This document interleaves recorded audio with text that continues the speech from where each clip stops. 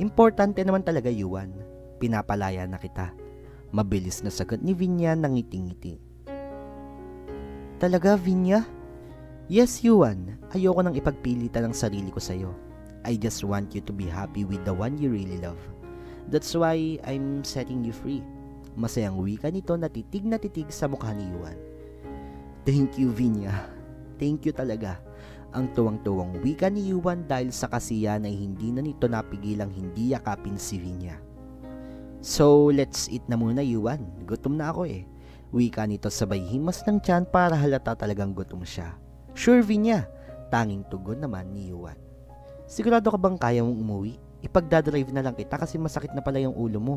Baka may mangyari pa sa'yo, ikakasal ka pa naman. Nag-aalalang wika ni Vinya. Don't worry, Vinya. Kaya ko to. Thank you na lang. Vinya, sambit naman ni Yuan pero hindi pa man siya nakakalabas ng pinto ay nawalan na ito ng malay. Ano kayang kademonyuhan ang ginawa ni Vinya at biglang nawalan ng malay itong si Yuan? Ito na nga bang sisira ng pagmamahala ni Yuan at yan? Well, kamusta mga giliw kong taga-subaybay? Nagbabalik kayo dito sa channel ng John DTV.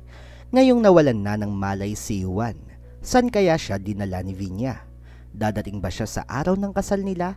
Ang lahat ng yan ay dapat yung abangan kaya halika na.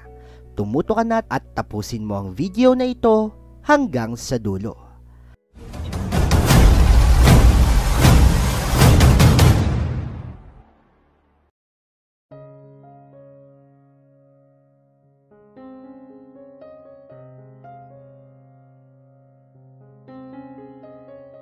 Araw na ng kasal. Sa simbahan ay unti-unti nang nagsisidatingan ng mga bisita at sa hotel naman ay inaayusan na rin si Yan. Simple lamang ang makeup ni Yan at maging ang kanyang wedding gown. Pero hindi mo mahahalatang simple lamang yun dahil nang maisuot na yun ni Yan ay aakalain mong isa iyong mamahalin at lumabas pa ang kagandahang itinatago nito. Habang inaayusan siya ng kinuhang makeup artist ni Yuan para sa kasal nila, ay pinapanood siya ng kanyang dalawang kapatid at ng kanyang best friend na si Cleo. Bakas sa mga mata ng mga ito ang labis na kasiyahan. I'm happy for you, Bes. Maya-maya lang hindi ka na single, Bes, kundi Mrs. Madrigal ka na. Kinikilig na sambit ni Cleo sa kaibigan na inaayusan ng bading na makeup artist. Oo nga eh, parang kahapon lang pareho tayong walang boyfriend tapos ngayon ikakasal na ako. At take note, sa lalaking mahal ko pa. Masayang tugon niya yan habang nakangiti. Natatandaan ko nga dati, galit na galit ka kay Yuan. Bakulaw pa nga ang tawag mo sa kanya. Sabi mo pa nga hindi ka magkakagusto sa bakulaw na yon kahit kailan. Pero tingnan mo naman ngayon, pagbabalik tanaw ni Cleo dati. The more you hate, the more you love. Yun ang tawag sa love story nila. Sabat ng bading na makeup artist kahit napatuloy ito sa pagme-makeup kay Yan. May part namang ganun ate pero naging magkaibigan naman sila na naging magkaibigan. Bagay na bagay sila, di ba? Wika ni Cleo habang tinitingnan isa-isa ang iba pang pang-makeup ng bading. Bagay na bagay talaga, super duper mega bagay talaga silang dalawa. Ang kagandahan niya niyan ay nababagay lamang sa kagwapuhan at kakisigan ni Yuan. Wala nang iba pa. Pagsang-ayon na sambit ng bading at bigla nang nag-apira ng dalawa. Sigurado ako excited na si Yuan na masilayan ng kagandahan mo, Bes. I'm sure matutulala pagkakita sa iyo sa simbahan. Ani ni Cleo. Matutulala talaga siya kay Yan. Siya ang pinakamaganda doon. Ayan, tapos na. Ikaw talagang pinakamaganda sa lahat ng na-make-upan ko na ikakasal. Kahit simple lang ang mga napili mong kulay, bagay talaga sa iyo at lumabas talaga ang kagandahan mo. Mas gumanda ka pa lalo. Talagang pagtitinginan ka mamaya sa simbahan. Lalo na ng mga lalaki. At maraming mainggit sa iyong mga babae. Perfect! Mahabang litan niya ng bading. Sinabi mo pa ate, ayan pwede na nating ilagay itong belo mo para makapunta na tayo sa simbahan. 9:25 na pala ng umaga. Sige Bes, tawagin ko lang ang photographer at ang dalawa mong kapatid para makapag-picture na kayo ulit. Sambit ni Cleo at lumabas na nga para tawagin ang photographer. Sige Bes, thank you, tugon naman niyan at sinipat-sipat ang sarili sa salamin habang ang bading ay nakatingin sa kanya. Kinakabahan man ay excited na rin siya sa magaganap mamaya sa simbahan. Hindi rin siya makapaniwala na mamaya ay magiging Mrs. Madrigal na siya at makakasama na niya habang buhay ang lalaking mahal na mahal niya. Pero may kakaibang kaba siyang nararamdaman simula pagising niya na hindi niya batid kung ano at para saan. Siguro naman walang mangyayari sa kasal nila ni Yuan. Lahat handa na maging ang kanilang mga bisita. Kakatawag lang sa kanila ni Kenny para sabihing unti-unti nang nagsisidatingan ng mga bisita at halos puno na ng iba't ibang klaseng kotse ang kalsada. Nakalimutan nga lang niya kamustahin si Yuan dito, pero sigurado naman siyang pareho sila ng nararamdaman ng mga oras na yon. Maya-maya ay magkikita na rin sila nito. Siya na talagang pinakamasayang babae sa buong mundo ng araw na yon dahil ikakasal na siya sa lalaking mahal na mahal niya. Sa simbahan naman ay lahat ng mga bisita at abay ay nandoon na maliban sa groom at bride na talaga namang nahuhuli sa pagdating kapag kasal. May excited at masasaya rin ang lahat sa magaganap na kasal. Maya-maya lamang. Si Julio nga ay nandoon na rin, kausap si Kenny na sobrang excitement at sobrang kinakabahan na animoy ito ang ikakasal. Relax lang Kenny, kanina ka pa lakad ng lakad dyan. Nahihilo na ako sa'yo pare. Pagpapakalma nito sa tense na kaibigan habang nakahawak pa rin sa balikat nito. Si Yuan kasi wika ni Kenny. Anong nangyari kay Yuan? Inosenteng tanong nito. Hindi ko makontak si Yuan, cannot be reached lagi. Sagot nito na kasalukuyang tinatawagan pa rin si Yuan. OA mo naman Kenny, malay mo naman sinadya na talaga yun para mas exciting diba? Tatawa-tawang wika ni July sa kaibigan. Pero hindi yun ang galawan ni Yuan wika nito bago bumuntong hininga. Darating na yun, tingnan mo maya-maya nandito na yun, kaya wag ka nang kabahan dyan. Baka mamaya niyan dalhin pa kita sa ospital dahil sa hindi ka makahinga dyan, lalo pa nating hindi makikita ang kasal nila. Relax Kenny, mahabang pagpapakalma nito ulit. Sana nga July, kailangan siya na munang mauna dito bago siya niyan, pero alam ko on the way na sila yan ngayon ani ni Kenny. Hindi nga nagtagal ay dumating na ang bridal car na lulan sina Ricky, Eman, Cleo at ang bride na si Yan na lalong gumaganda sa suot nitong wedding gown. Bes, baba muna ako, tingnan ko muna ang nagaganap at hahanapin ko na rin si Fafa Yuan. Pagpapaalam ni Cleo kay Yan at binuksan na ang pintuan ng kotse. Sige Bes, ang daming ng tao Balitaan mo ako ha, thank you Bes, sambit naman ni Yan habang nakatingin sa labas ng bintana ng bridal car. Yes Bes, babalik agad ako pagkatapos. Kayo nang bahala sa atin nyo ha. Hawakan niyong mabuti, baka bumbayan dito dahil magbagong isip. Patawang wika ni Cleo na baling sa dalawang kapatid ni Yan. Oo ate Cleo, kaming bahala kay ate Yan. Sang-ayon naman ang dalawa. Ikaw talaga Cleotilde, puro kakalokohan. Angil naman ni Yan sa kaibigan na tanging tawa lang ang sinagot at tuluyan nang lumabas ng kotse. Pagkababa naman ni Cleo sa kotse, agad niyang nakita si Kenny na kausap ang lolo at lola ni Yuan. Kenny, nasa na ba si Yuan? Kagabi pa namin siya hindi nakikita. Tanong ng lola ni Yuan na nasa tinig ang sobrang pag-aalala. May balak ba siyang hindi siputin ang sariling kasal niya? Ang lolo naman ni Yuan ang nagsalita. Hindi ko nga po alam. Kanina pa nga ako tumatawag sa cellphone niya pero nakapatay naman ito. Malungkot na sagot naman ni Kenny sa dalawang matanda. Sa mga narinig ni Cleo na usapan ay napasabat na rin siya. Hanggang ngayon hindi pa rin dumarating si Yuan? 10 minutes kasal na nila. Nasaan na si Yuan? Nandiyan na si Yan Sunod-sunod na wika niyang sabat. Hindi ko alam Cleo. Kanina ko pa talaga siya tinatawagan pero laging cannot be reached. Pagpapaliwanag ni Kenny. Nagbago na ba ang isip ni Yuan at ayaw na niyang magpakasal? Tanging na itanong na lang ni Cleo dahil unti-unti na rin itong kinakabahan sa pwedeng mangyari sa kasal ng kanyang best friend. Hindi naman iha. Actually nga sobrang excited ng apo namin. Kahapon pa para ngayong araw. Kaya imposibleng hindi siya sisipot sa sarili niyang kasal. Agap na sabi naman ng lola ni Yuan sa kanyang tanong. Pero nasan po si Yuan?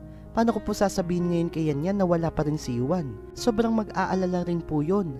Tanging sambit ni Cleo bago napabuntong hininga bigla. Maya-maya lang itumunog na ang kampana ng simbahan para sabing hudyat na yon ng kasal. Kailangan nang umayos sa mga abay, ninong at ninang lalo na ang groom at bride. Pero paano sila magsisimula kung wala pa ang groom? Nagkaroon na tuloy ng tensyon at bulong-bulungan kung bakit wala pa ang groom. Kahit nasa loob pa rin ng kotse si Yan ay may nararamdaman siyang hindi magandang nangyayari sa loob. Nakikita niya mga itsura ng mga tao na ang iba ay nakatingin sa kinaroroonan niya na bubulong-bulong. Lalo tuloy tumindi ang kanyang hinala dahil hanggang sa ngayon ay hindi pa nakakabalik si Cleo simula pa kanina. 10:00 na pero parang wala pang balak ang isa man na tawagin siya para makapaghanda na sa kanyang paglalakad patungong altar. Kaya naman bumaba na siya ng kotse. Sa kanyang pagbaba ay agad niyang nakita ang paparating na si Cleo, Kenny, Julio at ang lolo at lola ni Yuan. Yan iya, saan ka pupunta?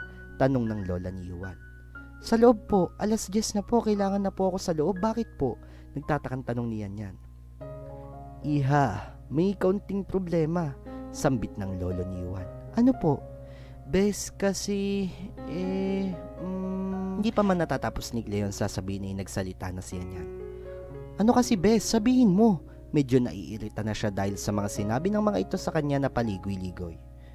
Hindi pa dumarating si Yuan. Tinatawagan ko na siya pero hindi makontak. Laging cannot be reached ang cellphone niya.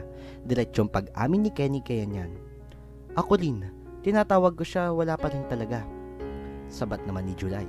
Sa narinig ay hindi na agad siya nakapagsalita dahil sa pagkagulat. Pero hindi naman pumasok sa kanyang isip na hindi siya sisiputin ni Yuan kundi baka may masamang nangyari dito kaya hanggang ngayon ay wala pa ito. Alam niyang hindi magagawa ni Yuan ang hindi siya siputin sa kanilang kasal dahil nakausapan niya ito kahapon ng hapon at excited pa nga ito para ngayong araw. Kaya tingin niya ay baka may masamang nangyari lamang dito. Hindi ba kayo magkasama ni Yuan kagabi, Kenny? Baka may alam kang pinuntahan ni Yuan. Baka may nakaaway kayo at ginawan siya ng masama. Halos hindi humihingang wika niya sa mga ito. Wala kaming kaawayan yan, lalo na si Yuan, napakabait niya. Sambit na sagot ni Kenny. Nasaan si Yuan? Nasaan na siya? Halos maiyak-iyak na niyang tanong sa mga ito at nanginginig-nginig pa habang sinasabi ang mga yon. Calm down, Iha, calm down. Pagpapakalma ng lola ni Yuan kay Yan. Dalhin niyo muna siya sa loob ng kotse. Baka kung ano pang mangyari sa kanya. Kenny, sabihin mo muna mga tao na madedelay lang ng konti ang kasal dahil sa nagkaroon lang kamo ng konting problema. Humingi ka ng paumanhin ha? Maotoridad na wika ng lolo ni Yuan. Iyon na nga ang ginawa ni Kenny. Humingi na siya ng paumanhin at konting pasensya dahil sa nagaganap na problema na naiintindihan naman ng iba at ang iba naman ay nagagalit dahil sa may iba pa silang gagawin pagkatapos ng kasal. Habang si July naman ay binuhat na siya niyan papuntang kotse para makapagpahinga. Samantala sa bahay naman ni Lavinia ay tahimik lamang siyang nakatingin sa lalaking katabi niya sa kama na tulad niya ay wala rin ni isa man suot sa katawan. Tanging kumot lamang ang nakatabi sa kanilang hubot-hubad na katawan. Buong magdamag silang magkasiping nito. Mamumuti na mga mata nila sa paghihintay sa Yuan pero walang darating ni Yuan sa simbahan. Tatawa-tawang mahinang wika niya sa sarili habang dinadaan ng kanyang daliri sa mukha ng mahimbing pa ring natutulog na binata. Muli niyang binalikan ang nangyari noong nakaraang gabi. Ang dahilan kung bakit niya kasama ngayon ang binatang dapat na ikinakasal ng mga oras na yon. Planado niyang lahat ang pangyayari na yon. Habang abala sina Yuan at Yan sa kanilang paghahanda sa kanilang kasal, ay siya rin ay abala sa pagpaplano kung paano niya masisira ang pinaghahanda ng mga ito sa araw mismo ng kasal ng mga ito. Nang dumating na nga nakatakdang araw niya sa kanyang plano na isang araw nga bago ang kasal ng mga ito, ay tinawagan niya si Yuan para papuntahin sa bahay niya upang may sabihin na importanteng bagay. Ito naman ay pinaniwalaan ni Yuan kaya sobra niya itong ikinatuwa. Halos lahat ng hinanda niyang pagkain ay nilagyan niya ng pampatulog bago pa man dumating si Yuan. Kaya wala siyang kahirap-hirap sa nangyari kay Yuan kagabi. Bago pa man ito makalabas ng kanyang bahay ay tumalab na ang inilagay niyang gamot. Kaya naman tagumpay na siya at para lubos ng kanyang tagumpay ay papapuntahin niya sa kanyang bahay si Yan upang makita nito kung bakit hindi nakapunta sa kasal nila si Yuan. Siguradong kapag nakita sila nito sa kanilang ayos ngayon ay isusumpa na nito si Yuan. Isipin pa lang yun ay natutuwa na siya. Magiging kanya pa si Yuan. Nasa pag-iisip niya noon nang biglang tumunog ang cellphone ni Yuan, nakakabukas niya pa lamang. Hindi niya alam kung sasagutin ba niya ang tumatawag o hindi. Pero nang makita niyang siya niya na nasa kabilang linya, ay kanya itong sinagot. Guys, nagri-ring ng cellphone niya. Tuwang-tuwang wika niya kina Kenny nang nagring ang cellphone ni Yuan. Kaya lang nawala ang kanyang ngiti ng boses ng isang babaeng sumagot sa kabilang linya na parang bagong gising lamang pero ang totoo ay sinadya yun gawin ni Vinya na magkunwaring bagong gising lamang. Hello? Who's this? Ang medyo malat na boses kunwari na wika ni Vinya. Ikaw sino ka? Bakit nasa yung cellphone ni Yuan? Ang medyo mataray na wika niya niyan sa kabilang linya. Ako lang naman ang girlfriend ni Yuan. Natutulog pa kasi siya kaya ako nang sumagot ng tawag mo. Napagod kasi sa ginawa namin magdamag eh. Ang pangiinis na sagot niya dito na talagang sinadyang sabihin ni Vinya kay Yan. No, hindi ako naniniwala sa sinasabi mong yan. Hindi magagawa sa akin ni Yuan yung sinasabi mo. Halos pasigaw na sambit niya sa kausap. Nagawa na nga niya eh. Besides, hindi naman kita pinipilit na maniwala sa akin. Pero kung gusto mong malaman talaga na nagsasabi ako ng totoo, pwede kang pumunta dito sa bahay ko para makita mo si Yuan at ako. Lalo pa niyang pangiinis dito. Nagsisinungaling ka lang. Hindi magagawa sa akin ni Yuan yan. Ang galit na sigaw na niya sa kausap na babae. Pilit pa rin niyang pinapaniwala ang kanyang sarili na hindi siya kayang lokohin ni Yuan. Hindi ako nagsisinungaling, kaya nga pinapapunta kita dito sa bahay ko ngayon para malaman mo kung nagsisinungaling ako o hindi eh. Alam mo, sobra ako nag-enjoy sa ginawa namin ni Yuan. Lalo ang mga ginawa niya sa akin, ang galing-galing niya talaga. Ite-text ko na lang address ko, hihintayin kita ha. Pagtatapos niya ng usapan nila at pagkatapos ay tinext nga niya ang address ng bahay niya kay Yan. Paniniwalaan kaya ni Yan ang malaking kasinungalingang ginagawa ni Vinya na tuluyang makakasira sa relasyon nila ni Yuan? O mas paniniwalaan niya ng pagmamahal para sa kanya ni Yuan? Yan ang dapat niyong abangan sa mga susunod pang kabanata ng kwentong ito. Palaging tumutok at maraming salamat sa inyong pakikinig. Once again, this is your boy, John DTV.